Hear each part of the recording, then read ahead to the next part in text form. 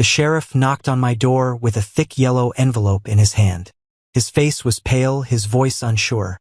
"Sir, I hate to be the one to do this, but you're being sued by the HOA." "Sued?" I blinked, confused. "For what?" He scratched the back of his neck and looked down at the papers. "For painting the American flag on your barn." I laughed, thinking it was a joke, but he wasn't smiling. My heart dropped. I lived on a ranch. I wasn't even part of the HOA. I stood there, holding the envelope, staring at the papers like they'd been written in a foreign language. "They can't do this," I whispered. "This has to be a mistake." But it wasn't. That was the day my peaceful life turned upside down. And that's when I decided I wouldn't just roll over and take it. But what I didn't know then was how far the HOA would go to silence me. My name is Jack Lawson. I'm a simple man, 48 years old, widower, rancher. I live just outside of town in a small place I inherited from my dad. 100 acres of open sky, green fields, and the same red barn that's been standing for over 60 years. Life was quiet, peaceful. I raised cattle, grew hay, and helped my neighbors when I could. I wasn't rich, but I had everything I needed. Most days started with coffee at sunrise and ended with the smell of wood smoke from the fire pit. 2 years ago, I started taking in rescue horses. One of them, Daisy, had been left to starve in a ditch by the highway. My neighbor, Miss Patty, had found her and called me. I fixed up a stall, got her fed, and slowly watched her come back to life. That horse reminded me what it meant to fight through hard times. I never asked for anything in return. I just believed in doing the right thing. One of the things I'm proudest of is being a veteran. I served in the Army for 6 years, came home with scars both seen and unseen. But every morning, when I raised that American flag by my gate, I felt whole again. So when the side of the old barn started peeling last spring, I decided to do something special. I didn't want just another red barn. I wanted a tribute, something bold, something that would make people smile when they passed by. So I painted it. The entire side of the barn became an American flag. Bright red stripes, crisp white lines, and a field of 50 stars. Took me 3 weeks to finish it. Every morning I'd paint a little, feed the animals, then paint a little more. People who drove by honked their horns, waved. Some even stopped to thank me. A few vets left flowers by the gate. One left his bronze star. I nailed it right above the barn door. But not everyone was happy. 2 weeks after I finished, I noticed a fancy black SUV driving slowly past my property. At first I thought it was a tourist or maybe someone looking to buy hay. But they didn't stop. They just circled back and drove off. Then it happened again and again. Eventually I got a knock on my gate. A man and a woman stood outside, dressed like they were headed to a courtroom. He had a briefcase. She had a clipboard. "Good morning, sir," the man said, squinting at the barn. "We're with the Hillside Acres Homeowners Association." I furrowed my brow. "I don't live in Hillside Acres." "You fall within the greater boundary of the community extension," he said, flipping through papers. "We've recently adopted a policy that includes certain properties adjacent to the subdivision." "I'm sorry," I said, cutting him off, "but this is private land. Been in my family since 1962. We've never been part of any HOA." The woman gave a tight smile. "That may be so, but the property lines have been under review. You should have received a letter." I didn't. They exchanged glances. "We're here to discuss the unauthorized mural," the man said, pointing to my barn. "It violates community aesthetic guidelines. We'll need you to paint over it." I laughed, thinking he was joking. "You want me to paint over the American flag?" "It's nothing personal," he said. "Just policy." I stared at them, stunned. "No, we'll be forced to take legal action," the woman warned. "Non-compliance results in fines and possible property liens." I shook my head. "Good luck with that." They left without another word. I figured that was the end of it. Just some HOA busybodies trying to scare me. I didn't hear anything for 2 months. Then the sheriff showed up with the lawsuit papers. First, I tried to brush it off. But the more I read through those documents, the more I realized this wasn't just about a flag.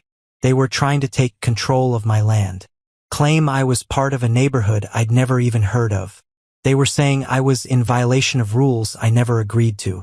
And then the fines started.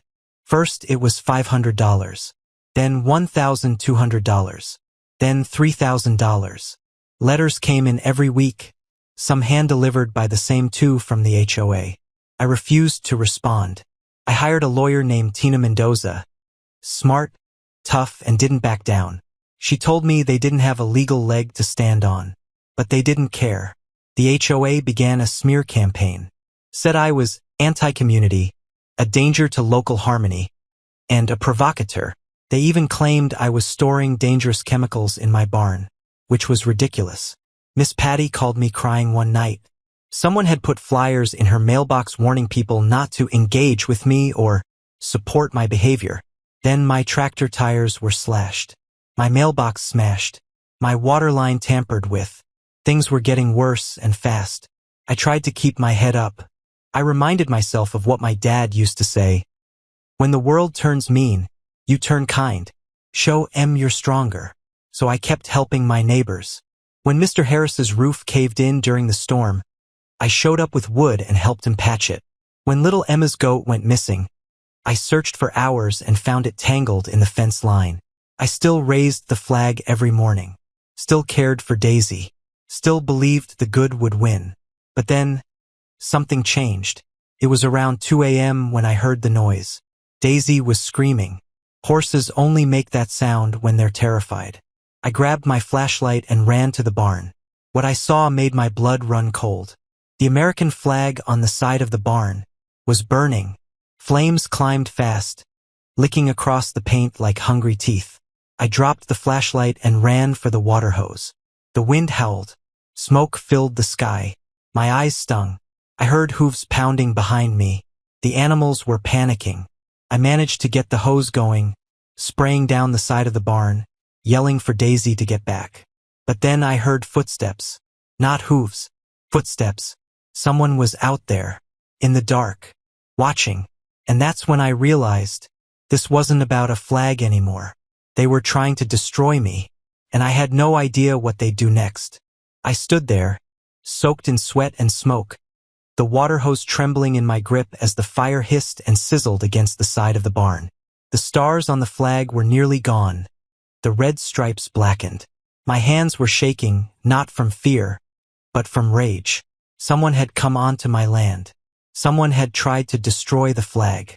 And someone had tried to burn down everything I had built. But why? I got the fire out before it spread to the roof, but the damage was done. The whole side of the barn was scorched. The flag I had poured my heart into, it was barely recognizable. It felt like someone had reached into my chest and stomped on everything I believed in. I stood in the field until sunrise, shotgun slung over my shoulder, Daisy nervously circling in the pasture, and the smell of smoke still thick in the air. My barn had survived, but now I was done playing nice. Later that morning, I called the sheriff. He came out and took pictures, wrote up a report, and promised they'd investigate. But I already knew how that would go. The HOA had friends in high places. The same sheriff that handed me those lawsuit papers looked uncomfortable now, like he wanted to help but wasn't sure how deep this mess really went. "We'll look into it, Jack," he said softly. "But if I were you, I'd be careful. Careful. I was a veteran, a rancher, and a peaceful man. But now they had lit a fire inside me that no hose could put out. The next few days were quiet. Too quiet. No more black SUV. No more clipboard people.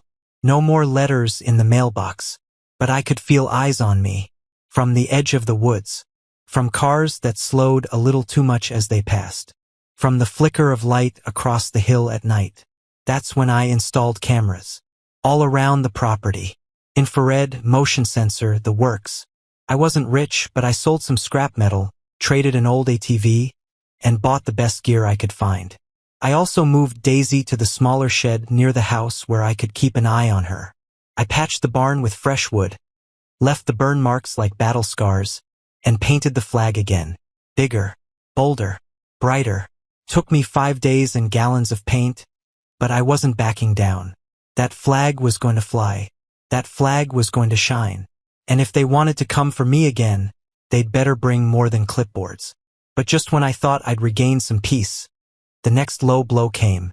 Tina, my lawyer, called and told me that the HOA had filed an emergency motion in court. They were requesting an injunction. If the judge approved it, I'd be legally forced to paint over the flag until the case was resolved. What? I yelled into the phone. On what grounds? They're arguing that the mural is causing emotional distress to the community, she said, claiming it's an aggressive political symbol and a disruption to visual harmony. It's the American flag, I shouted, not a skull and crossbones. I know, she said calmly, but they've got a slick lawyer, one of those high-priced guys who twist words until right sounds wrong. I sat down on the porch, head in my hands. The land my father left me, the home I built, it was all under attack. And for what? A flag? A painting? A symbol of pride and freedom? This wasn't just about HOA rules anymore. This was personal. The hearing was set for the following week. That gave us just a few days to prepare. Tina got to work gathering statements from neighbors, vets, and anyone willing to speak on my behalf. I reached out to local news. A small-time journalist named Kyle from Channel 4 showed up with a camera crew. He loved the story. A man getting sued for painting the American flag on his own barn? He said, eyes wide. That's gonna stir up a storm. He interviewed me, Miss Patty, and even filmed Daisy rubbing her head against my shoulder like a loyal dog. When the piece aired, it went viral, locally at first, then it spread like wildfire. Emails poured in. People from across the state, even out of state, wrote to support me. Some offered to donate to my legal fund. A veteran motorcycle group showed up at my ranch just to shake my hand. One of them cried while looking at the flag. Said it reminded him of the one on his dad's coffin. For a moment I felt hope, like maybe the world still had some sense left in it. But that's when the next blow came. 3 days before the hearing, I got a certified letter on my gate. This one was from the county building department. Notice of zoning violation. They claimed the barn mural violated agricultural zoning codes, that I needed a permit for outdoor signage exceeding 30 square feet. They threatened fines, possible demolition orders, and worse. It didn't make sense. This wasn't a billboard. It was a painted wall. On my own barn. Tina looked into it and confirmed it was bogus. But it meant more legal work. More delays. More stress. They're trying to drown us in paperwork, she said. They want to break you before this ever gets to trial. I slammed my fist against the porch railing. Let them try. That night, I sat by the fire pit, Daisy beside me, chewing hay. I watched the stars and thought about my dad. He used to tell me, son, the flag doesn't just stand for freedom. It stands for the people who fought to keep it flying, people like you. Don't ever let anyone tell you it's not worth it. I wouldn't give up. Not now. Not ever. Then, just before midnight, I checked the footage on the new cameras. And that's when I saw it. A figure, walking along the back fence line. Dark clothes, hood up, holding something long and metal in their hand. They stopped by the power box near my water pump, knelt down, and sparks flew. My heart dropped. They were trying to sabotage my ranch. I grabbed my flashlight and my shotgun and ran out the back door, the cold night air biting my skin. The floodlights kicked on, but the figure took off into the woods. I chased them to the edge of the tree line, but they vanished like smoke. I turned back to the pump. It was fried, completely destroyed, and scrawled in black spray paint across the side of my water tank were 3 words. Paint it white. They wanted war? They just got one. I stood frozen in front of the water tank. The words, paint it white, still dripping black in the moonlight. My chest was tight, fists clenched. I didn't say a word. Couldn't. Someone had crossed the line. Attacking my barn was one thing, but now they'd sabotaged my water system. On a working ranch, water is life. Without it, the animals suffer. The land suffers. I suffer. The next few hours were a blur. I rigged up a temporary line from the backup well in the east field. Luckily, my dad had built it years ago in case the main pump failed. It was old, but it worked. I spent the rest of the night checking on the animals, making sure nothing else had been damaged. Daisy was okay, but skittish. The chickens wouldn't come out of the coop. Even the dogs were barking at shadows. By dawn, I was exhausted, but still standing. Later that morning, I filed a report with the sheriff's office. Again, they took photos, dusted the spray paint for fingerprints, and promised to look into it. But their tone had changed. Now they were watching me like I had done something wrong, like I was the problem. The rumors had started. Some folks in town whispered that I was causing trouble on purpose, that I wanted attention, that I was just a stubborn old man who didn't know how to follow rules. One guy at the hardware store even said, "Just paint it over, man. It's not worth all this drama." But it was worth it, because if they could silence me for painting a flag, what would they do next? Tina was furious. "This is intimidation, Jack," she said, pacing my living room. "They're not just trying to win a court case, they're trying to scare you into quitting. And if they get away with it, others like them will try the same thing." She wasn't wrong, but I was getting tired. Not just physically, mentally. It's hard to sleep when you don't know if someone's going to show up in the night with a can of gasoline or a crowbar. That's when Miss Patty came by. She brought fresh biscuits and honey, like she always did when she was worried. Her eyes scanned the burned barn wall, the broken pump, the hateful words on the tank. "I heard," she said quietly, placing the biscuits on the table. "This town's going crazy, Jack. And I want you to know, some of us still believe in you." I nodded, throat tight. Before she left, she handed me a small folded note. "A man stopped by my place. Said he used to live on your land before it was split up years ago. Said if you're serious about fighting this, you need to know the truth about the property lines." I opened the note after she left. It had a name and an address scribbled on it. Frank C. Dillard, 117 Smoky Creek Road. I didn't know the name, but something told me it was important. I decided to visit Frank the next morning. That night, I did something I hadn't done in a while. I sat on the front porch and watched the sun go down, just like my dad used to do. I let Daisy graze by my boots and tried to block out the noise, the hate, the threats, the fear. I looked at the flag, still standing, still waving. I made a promise right there. I wouldn't quit. I'd find the truth, to clear my name. But as I got ready for bed, a low rumble echoed down the dirt road. At first, I thought it was thunder, but then headlights cut through the night. 3 trucks, big ones, blacked out windows, slow, deliberate. They pulled right up to my gate. Didn't say a word, didn't honk, just sat there, watching, waiting. I grabbed my shotgun and stepped onto the porch. My hand was steady. I wasn't afraid, just angry. After 5 long minutes, the trucks turned around and disappeared into the darkness. They didn't break in. They didn't yell. They didn't burn anything. But their message was loud and clear. "We're watching you." The next morning, I loaded up the truck and drove to Smoky Creek Road. Frank C. Dillard lived in a small, sagging white house with peeling paint and a rusted windmill. An old man with a bushy gray beard sat on the porch, sipping iced tea from a mason jar. He squinted when he saw me pull up. "You Lawson's boy?" he asked. I nodded. "Jack." My dad was Tom. He stood slowly and offered a firm handshake. Tom was a good man. Helped me rebuild my fence after the storm back in '89. "What brings you out here?" I told him everything about the barn, the lawsuit, the fires, the threats. He didn't interrupt. Just listened, rocking gently in his old chair. When I was done, he reached into a metal box by his feet and pulled out a rolled-up map. "This here," he said, unrolling it on the table, "is the original plot map from 1958, before the developers moved in, before they created that fancy subdivision." I leaned in close. The lines were faded, but I could see it. The old boundaries, my property, his property, the natural creek that once divided the land. Frank pointed to the edge of my land. "This," he said, tapping it, "is where the HOA says their jurisdiction starts. But that's a half-mile away from my barn, I said. He smiled. Exactly. Your land was grandfathered in.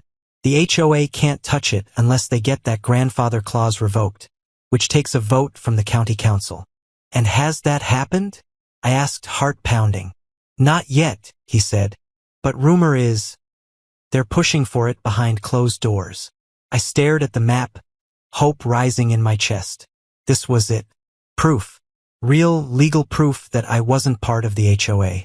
That they had no right to fine me, sue me, or demand anything. Frank gave me a copy of the map and an affidavit stating he had owned the land back then and confirmed its boundaries. I thanked him and drove straight to Tina's office. She looked at the papers like they were gold. This changes everything, she said. We can bring this to court. Shut this whole thing down. But then her phone buzzed. Her smile faded. She looked up at me, eyes wide. Jack, you need to get back to the ranch. Now. What's going on? I asked. There's a drone video going viral, she said. It's from this morning. She turned her screen toward me. I watched in horror. A drone flew over my ranch and showed the burned flag, the spray-painted threat, the broken pump, and then it panned to a new message, written in giant letters across my front yard in lime spreader chalk. You were warned. The video cut out. Tina's phone buzzed again. People are calling this a hoax, saying you staged all this, that you're trying to make the HOA look bad for attention. What? I shouted. They're turning the story against you, Jack, she said quietly. They want to destroy your name. I grabbed the map copy and stormed out the door. I wasn't backing down. Not now. Not ever. But I didn't know the worst was still coming. Because the next day, they tried to take my land. I couldn't believe what I was seeing. The video was everywhere. News stations, social media, blogs, even conspiracy sites were picking it apart. Some folks defended me, called me a patriot standing up against corruption. But others, louder voices, accused me of faking the whole thing. Said I burned my own barn. Said I spray-painted the tank myself. Said I was just some old vet desperate for attention. It was like watching my name get dragged through the mud in real time. And then came the letter, delivered by courier, stamped with official-looking seals. Heavy paper, all fancy like it was printed by the president himself. Notice of eminent domain review, it said. My land, my family's land, was now under evaluation for repurposing as part of a community expansion project. The HOA was working with the County Development Board to annex several surrounding properties, starting with mine. They weren't just trying to silence me. They were trying to take everything. I stood on the porch gripping the letter so hard my knuckles turned white. My vision blurred, not from tears, but from a kind of rage I hadn't felt since combat. They didn't just want my barn or my flag. They wanted me gone. I called Tina immediately. Jack, this is serious, she said, voice tight. This isn't just the HOA anymore. They're using their influence to make a play for your entire ranch. But they can't just take my land, I shouted. They can if they convince the board that it's for public use, like a park, a trail, or a community center. We need to stop this before it reaches the council vote. I remembered what Frank Dillard had told me about the original plot lines, about the grandfather clause. We had proof now. We had the old maps, the signed affidavit, and even photos from back in the day that showed the boundaries were never part of the subdivision. Tina got to work immediately. We filed a motion to block the annexation and submitted our historical records. She reached out to the local news again, this time with everything we had, photos, documents, the drone footage, and Frank's statement. But it wasn't enough. Not yet. The HOA fired back with their own media push. They spun the story like I was some grumpy old man clinging to the past, refusing to let the neighborhood grow. They said the American flag mural was militant, that it upset young families. Then they held a press conference in front of the Hillside Acres clubhouse. A woman named Marcy Kent, the HOA president, stood in front of a row of cameras. We respect Mr. Lawson's service, she said with a smile that didn't reach her eyes. But rules are rules.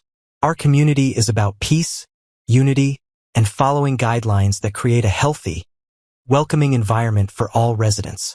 We simply cannot allow individuals to act as if they are above the law. I nearly threw the remote through the TV. Peace? Unity? They burned my barn, destroyed my pump, spray-painted threats on my land. And I'm the one upsetting the peace? The next day, the sheriff showed up again. But this time, not to deliver papers. To issue a cease and desist. You're being accused of harassment, he told me, eyes down. They're claiming you've been threatening HOA members and disturbing the community. What? I haven't even left the ranch, I shouted. I know, he said quietly. But they have statements. Signed ones. False ones. He gave me a long look. They're stacking the deck, Jack. You're up against people with money and connections. Be smart. I watched him drive away, dust trailing behind his cruiser like a ghost. That night I couldn't sleep. I sat out back with Daisy watching the stars. She nudged my shoulder gently like she always did when I was upset. I ran my fingers through her mane, whispering, I don't care what they say. I ain't giving up.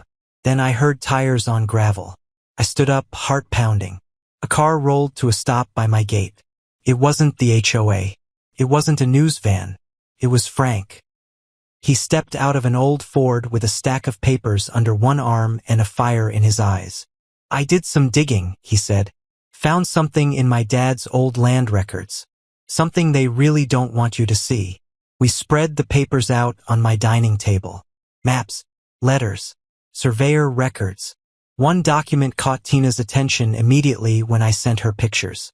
It was a deed addendum from 1973, signed and notarized. It confirmed in plain English, this property, Lot 12B, shall remain exempt from all future neighborhood developments, subdivisions, or community association regulations. Exempt, as in forever, permanent. Jack, Tina said the next morning, this is a silver bullet. If this holds up, not only can we stop the annexation, we can expose the HOA for fraud. We rushed it to court. The hearing was scheduled for Friday. 3 days. I held my breath, hoping nothing else would go wrong. But something did. The morning before the hearing, I woke to the sound of metal crunching and glass shattering. I ran outside barefoot. My truck, the one I used for feed runs, vet visits, and supply hauls, was flipped on its side.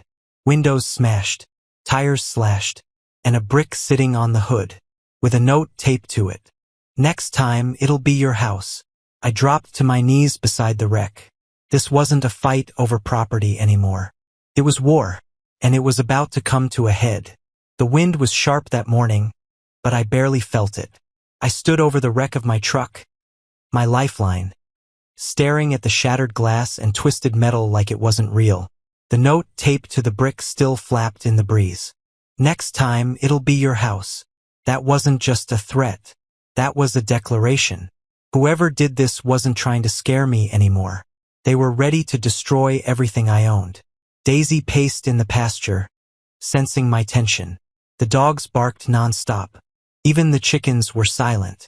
Something in the air had changed. It was heavier now, more dangerous. I called the sheriff again. He came out, took more photos, asked the same questions. This time, he didn't bother pretending it was just kids messing around. I think you're in real danger now, Jack, he said, looking over his shoulder. This isn't just about a mural anymore. Someone really wants you off this land. I'm not going anywhere, I told him. He nodded once, but I could see it in his eyes. He didn't believe it would end well.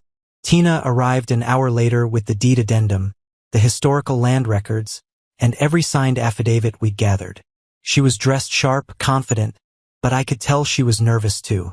If we can get in front of the right judge today, she said, we'll not only stop the HOA, we'll expose what they've done.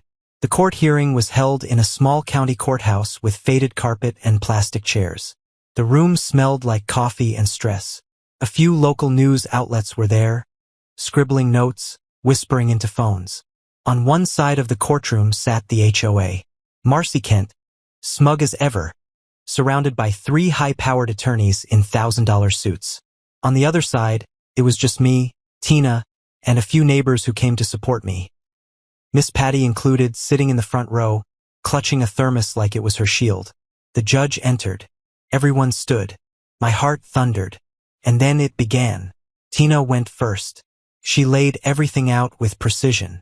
The original land maps. Frank Dillard's testimony. The 1973 deed addendum. She presented drone footage, news coverage, witness statements, even brought up the sabotage and threats. She ended her argument with a quiet but powerful statement. This is not just a case about property rights. This is about a man's right to live in peace, on land he owns, and honor the country he served, without fear, without intimidation, and without being bullied by a group that has no legal claim to his home. The courtroom was silent. Then the HOA's lawyer stood up and twisted everything. They claimed I forged the old documents, that I was an unstable war veteran trying to stir up political chaos, that I painted the barn for attention, not patriotism, that the fire and vandalism, probably self-inflicted. They called me an aggressive landowner who refuses to respect community peace. Marcy Kent even took the stand, fake tears in her eyes. I've had nightmares about that flag, she said, voice trembling. It's just so large, so bold. My children cry when they see it. I wanted to laugh, or scream, or both, but I stayed silent, because Tina had saved the best for last. After the HOA finished their lies, she walked calmly to the evidence table and pulled out the original deed. Framed, notarized, signed in ink older than any of us in that room. Then she called Frank to the stand. He shuffled forward, old boots clunking on the wood floor. He raised his right hand, swore the oath, and then told the courtroom exactly how the land was split, how the HOA never had jurisdiction, how they were lying to expand their reach and increase fees for profit. Then he said this, I may be old, but I know one thing. When men like Jack Lawson are attacked for raising a flag on land they bled for, we've lost something bigger than a court case. We've lost our backbone. The judge leaned forward, brow furrowed, silent for several long moments. Then he spoke. I've reviewed the documentation thoroughly, and based on the deed, the affidavits, and the historical records, it is clear this property was, and remains, exempt from HOA jurisdiction. The lawsuit is dismissed. The HOA's actions are hereby ruled as harassment and overreach. The room erupted. Miss Patty cried out, clapping her hands.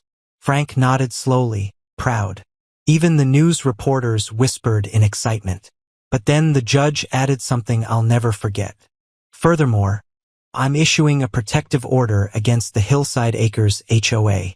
Mr. Lawson is not to be contacted, threatened, or subjected to any form of intimidation by its representatives. Should this continue, civil and criminal penalties may apply. It was over, or so I thought.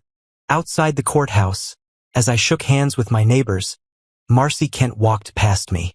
She didn't say a word, just glared. But her eyes said enough. This isn't over. I drove home in silence. My truck was still wrecked. My barn still charred. My pump still broken. But my flag was still flying. And I was still free.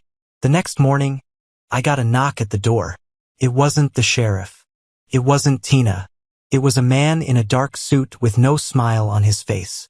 I'm from the state attorney general's office, he said. We're opening an investigation into the Hillside Acres HOA. Their actions may have crossed several legal lines, including fraud, intimidation, and conspiracy. I stared at him, stunned. Then he said the words I never expected to hear. We may need you to testify in a criminal case, Mr. Lawson. Everything you've been through, it's just the beginning. I looked past him at the flag waving in the breeze. And for the first time in months, I smiled.